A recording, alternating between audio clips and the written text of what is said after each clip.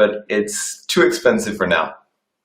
How does that feel? Like, you know you can serve, you know how much you can help them, and how much, if they would take on your services, you would transform their lives and businesses.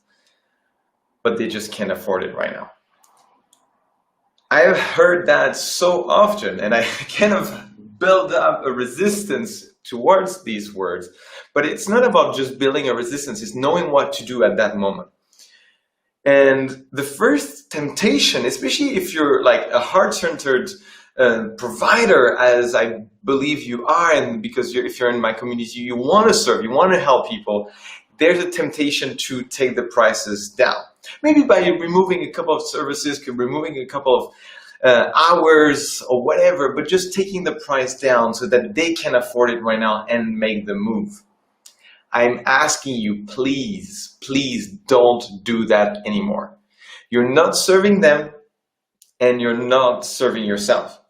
So what happens is when we're taking our prices down, we are not personally challenged to give our best. And in the end, for them, yeah, they do get the service, they do get the help, but I'm pretty sure there's some way where you could serve them without having to lower your pricing. So first of all, let's go back. Let's remove the question of lowering the price and saying, why is it that they might think that you're too expensive or your service is too expensive? And my experience is that there are three reasons. First of all, you didn't explain well enough the return on investment. I mean, let's put it simply. If you tell me that if I pay you 1,000 euros, I get 10,000 euros back, I'm in. I don't care if I don't have 1,000 euros. If I feel and I trust you, I will find the ways to find the 1,000 or the 10,000. I will find a way to pay you if I understand clearly and I trust you that you're capable of bringing this back to me. So very often what happens is we're all passionate educators, experts, and we love our craft. So what we do is we explain the process. We explain exactly the steps we're going to go through and all these questions and all these magnificent moving pieces we're going to use so that we can get to the outcome. But we love our craft, so we tend to speak a lot about the craft and not the outcome. And the person don't really care how we get there. What they want is to finally get there. So this is the first pitfall. The second one is you're not talking to the right person. I mean, you might have the best offer in the world, but if you're not talking to someone who's ready to receive that right now, I mean, like Ferraris are wonderful cars, but if they're trying to sell me a Ferrari, I'm the wrong person. It doesn't matter how well they design the Ferrari. It doesn't matter how much pleasure it could give me. I don't really resonate and I'm not the right person. They would get very tired trying to sell me into buying a Ferrari right now, whereas somebody could be already looking for this Ferrari, and that would be a much better choice to aim for that person. And one of the reasons, again, you're heart-centered, you want to help, and one of the reasons you fall into this pitfall is that you want to serve everybody. You want to help. You have this desire to serve, so therefore you're saying, no, everybody can benefit from my services. But it's not true. Sometimes you have to warm them up, and there are strategies to do that by giving free content, educating, giving access to a very cheap course or whatever. But it's not for that reason that these people are the right fit for your best offer. And the third one, the very third one, is that you're not solving their biggest problem. And I want to emphasize this one because that's been my problem for so long. And it's kind of the first two, but it's like people really see the outcome, they desire it, they want it. But what's happening is they're feeling that it's not a priority. They're like, I would love to do this. Yeah, that's very interesting. But something else happening. And the image I use is, if my house is burning right now and you're an interior designer, I could not care less about your interior designing skill. I want water to turn off the fire. So it's about understanding what is it the biggest problem you can solve for your client, that the person is in front of you. If they don't have money to pay you, maybe the first thing you need to solve is to help them make money so that they can pay you. Then you can talk about fitness goals, maybe you can talk about relationship or leadership or design and brand identity, but the first thing you want to do is to help make them the sales that will help pay you. So you want to help them to help them move one step forward. But first of all, I want to emphasize that you're not solving the biggest problem. So I recap. Actually, the problem you have a cap for your price. You have the wrong communication, you have the wrong audience, and you have the wrong problem. That's why you cannot charge more. You are capped. So what you want to do instead, in 3 steps, is 1, create an irresistible offer where you have a clear idea of the outcome they desire, not the process they want to go through, the outcome, the return on investment. I give that, I get that.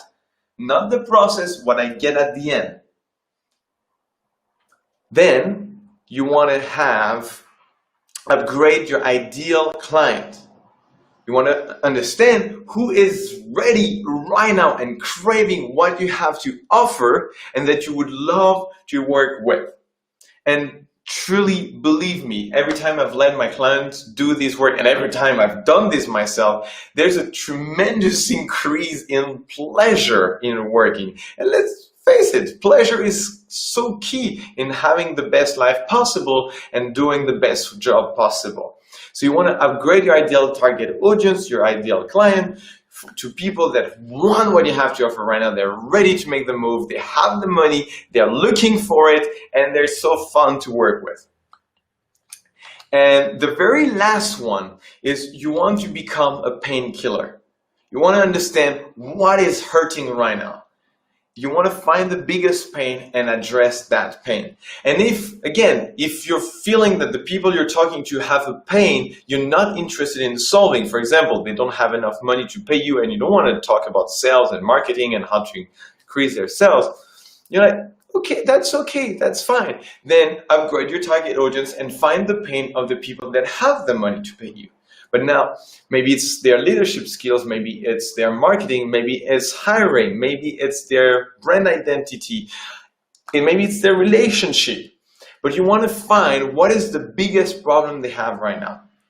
For example, I've been focusing on my health lately because I felt like I didn't have the energy. But if you had asked me like a couple of months ago, I would say, no, I need to focus on my business. Now I focus on my health, I'm focusing back on my business. So it's a loop. You have to find the people at the right time to give the right offer to address the right problem. It's a painkiller. You want to find what's hurting right now and you solve that, nothing else.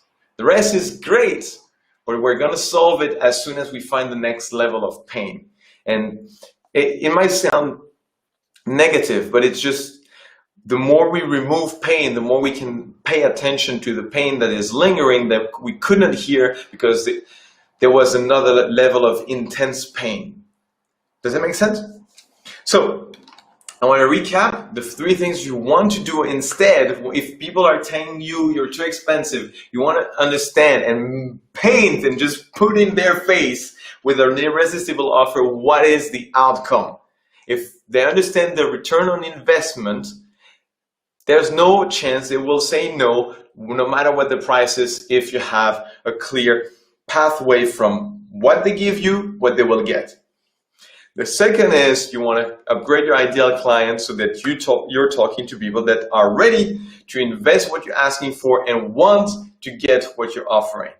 And finally, you want to become a painkiller. That means that you identify clearly the pain they're having and you solve this and only this. And if you want to solve another problem, this is another program, this is another offer that you make once you've solved that one. And maybe you have an offer just to help people get ready to the real offer that you want to deliver, because you know that they need to make that first step for them to be able to receive the second step you have to offer. And it's fine. It is not about you. It is not about your toolbox. It's not about your process. It's about what is it that you can give to them.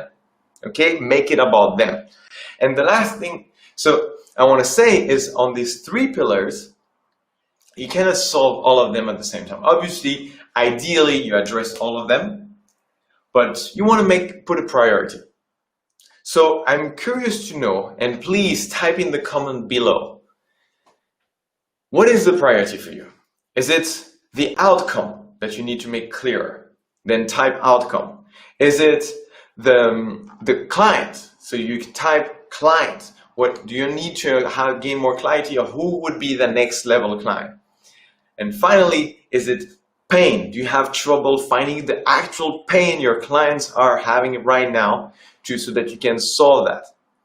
So type in either it's the offer, outcome, the client, or pain. Type that in the comment below. I'm very curious to hear which one is the one that you feel would create the biggest leverage for you to ask for the price that you are deserving with your services. And let's talk soon. I will be talking about these 3 points, on how to improve these 3 points, how you can upgrade your outcome in your offer, how do you upgrade your client, and how do you upgrade yourself as a painkiller. All right? So happy to have been with you today. And again, type in the comment what resonates, what was the most helpful part, and how you will apply that to your offering so that you're never hear again that you're too expensive. You will only hear people saying, I want it, I need it, how do I pay? All right, so that's what we're after. And especially by doubling your fees and keeping hearing that all the time. Have a lovely day and talk to you very soon. In the comment, I will be there to engage with you. Bye-bye.